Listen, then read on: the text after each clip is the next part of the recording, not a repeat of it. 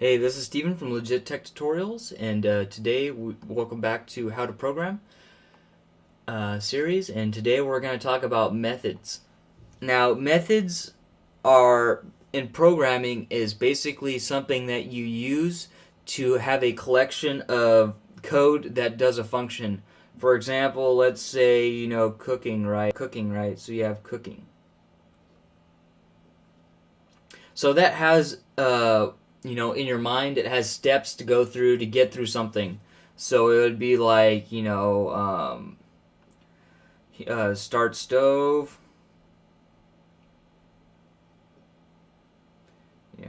wash hands,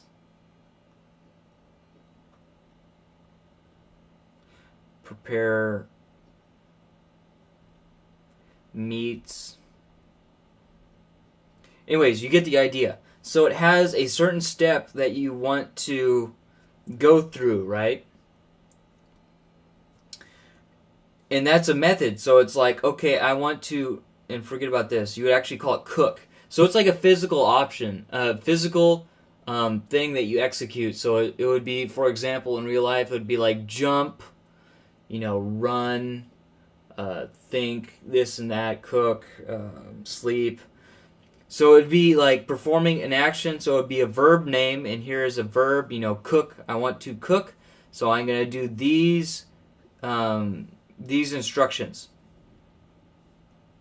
Now, for example, if we had an input and output function that we went over earlier, so we would say like, so we'd say, whoopsies,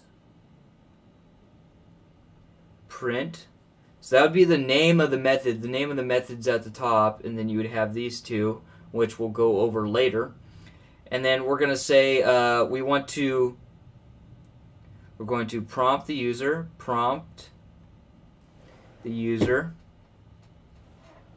Then we are going to scan in input. And then we're going to save it. So let's just say we save it. And then we're going to do, so let's just call this input then. Now, why did I change that? I'll say that right now. So the big point that you need to get from methods is that it's similar to math when you do addition, right? You have like a 1 over a 3 and a 1 over a 6.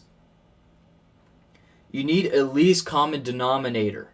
So you see here that you would do 2 6 plus 1 6 equals 3 6, right? So you want to have the least number of things in here to do. So for example, if I had this print and it said, and I had print here, for example, let's say I wanted to call this method but I didn't want it to print. Well, I can't do that now. So because it's going to print every time. So I'm going to get rid of print, and then I'll have another print method. So I'm going to have a separate input method. So let's say, for example, I had a program that I just wanted to input something and print it out later. So I called the input command, and later I call the print command. So now you basically just break this apart and push this guy here, and now you have two separate commands that you could do multiple things in.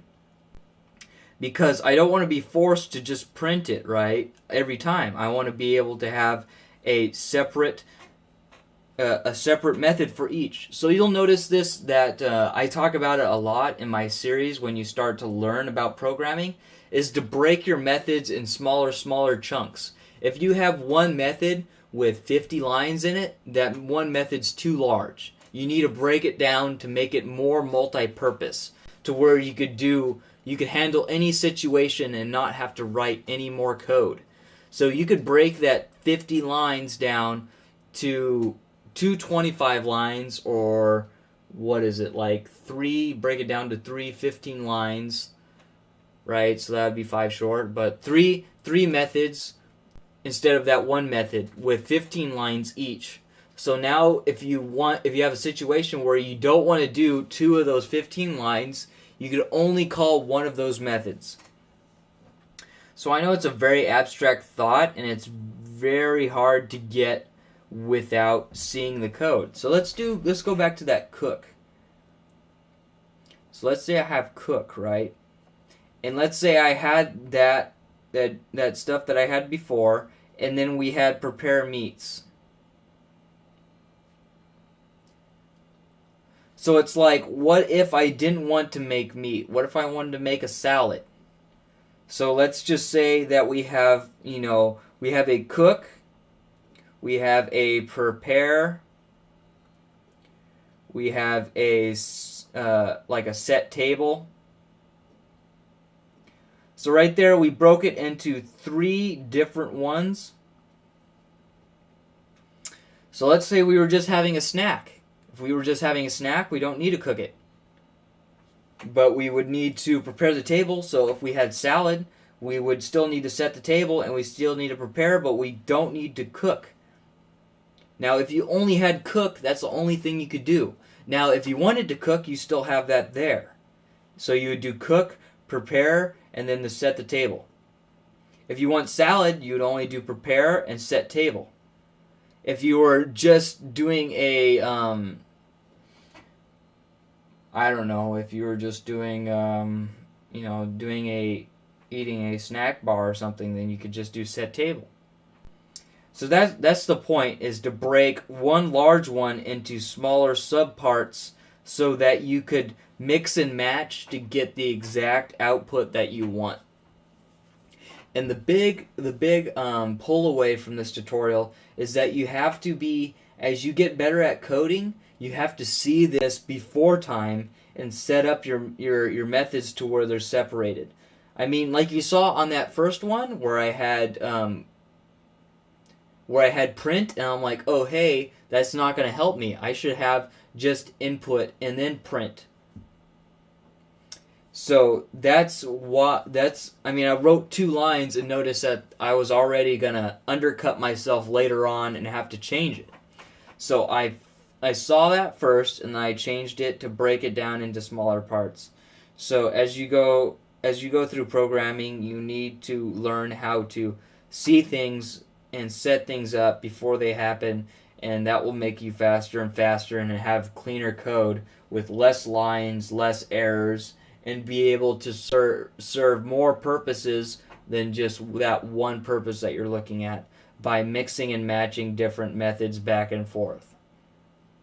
As now you saw that we could do pretty much any situation of eating with just these 3 rather than just the cook, by setting them in different orders, doing ones and not doing the other ones, and you get whatever you want as an output, and it's very multi-purpose. Alright, so like I said, you need to be aware of these things and have smaller methods, and have if you have one part where you're like, hey, I see that this is outprinting or whatever, break it off into another method. It's fine. It's going to be the same number of codes. It's going to be the same number of line of codes, except for you just have the name of the method, a beginning bracket, and an ending bracket, and that's it. You're not going to need more variables. You're not going to need any of that. So you'll notice this. The light bulb will illuminate when you see this when you're going into a programming language, and you'll know exactly what I'm talking about or what someone else is talking about when you see it, and you'll know, and it'll be a great learning experience for you because it's a really important part of programming. Alright, so this has been Steven from LegitTechTutorials. Thank you for watching this video. If you like this video, please subscribe for more videos like it in this series as well as other series, and if you have any questions, email me. And thank you for watching, and take it easy. I'll see you guys next video. Later.